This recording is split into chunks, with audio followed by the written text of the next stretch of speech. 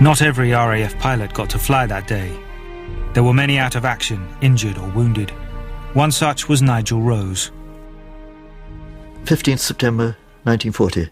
Dear Mum and Dad, for the past 4 days I've been leading a life of leisure and boredom since I foolishly let my spit be riddled by an ME-110 on Thursday, and I got a slight wound on the left elbow into the bargain. It's rather like a small gunshot abrasion and doesn't hurt a bit. But I carry the limb about in a sling so that it'll get a chance to heal quickly, and the wounded soldier effect is terrific. I hope all goes well with you and that you haven't had too much of this bombing business. Love as always, Nigel. His wound cost him a few days of pain and discomfort, but he was lucky. All around him were men in much worse state than him, none more so than those burned inside their flaming cockpits. It was their face and their hands that got burnt, and that was this extraordinary pattern of injury which was reproduced time and time again through that summer, which became known as the airman's burn. Only days earlier, Spitfire pilot Richard Hillary had been shot down in flames.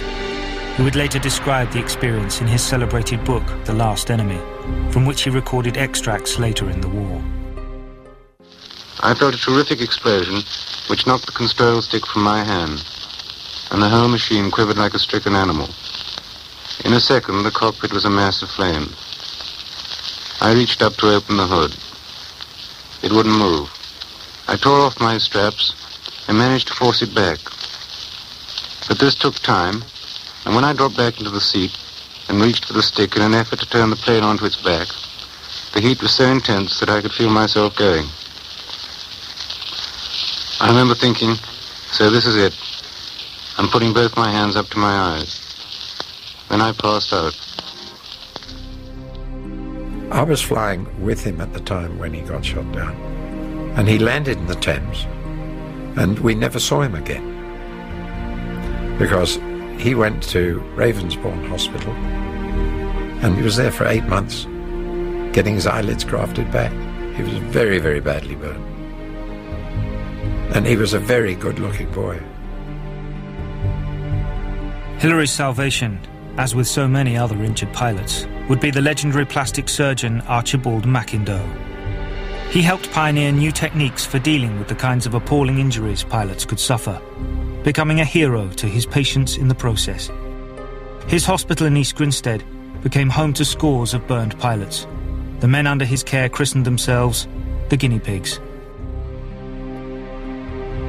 The 47-year-old plastic surgeon, back to his patients, made the club possible. Demanding an entrance fee no one would like to pay. The guinea pigs today number more than 600. If the nose had been burnt off, they used to cut a lump of skin out of your forehead, flap it down, leaving it attached, and stitch it round the nose. And that is called a pedicle. And it used to have to stay like that until it had taken root on the nose. And then they could cut off the top bit and carry on.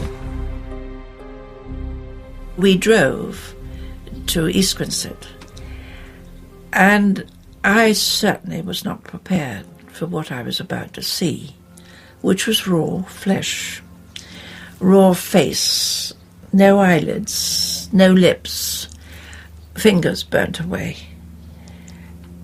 It was just raw flesh. I thought, oh my God, what have I let myself in for? However, we crammed as many as we could in the car. Well, I did. And we went to a local pub. It was a revelation. Everybody in the pub clapped them on the back, said, come on, old boy, have a drink. If they couldn't drink, they gave them straws to drink through. They treated them exactly as if they were normal people, which they weren't. This big blonde barmaid used to come round the bar, put an arm around everyone in turn and give them a kiss. That woman deserved a medal if anyone did. I went home to my mother, burst into tears, said, I can't do that again. She said, you bloody will.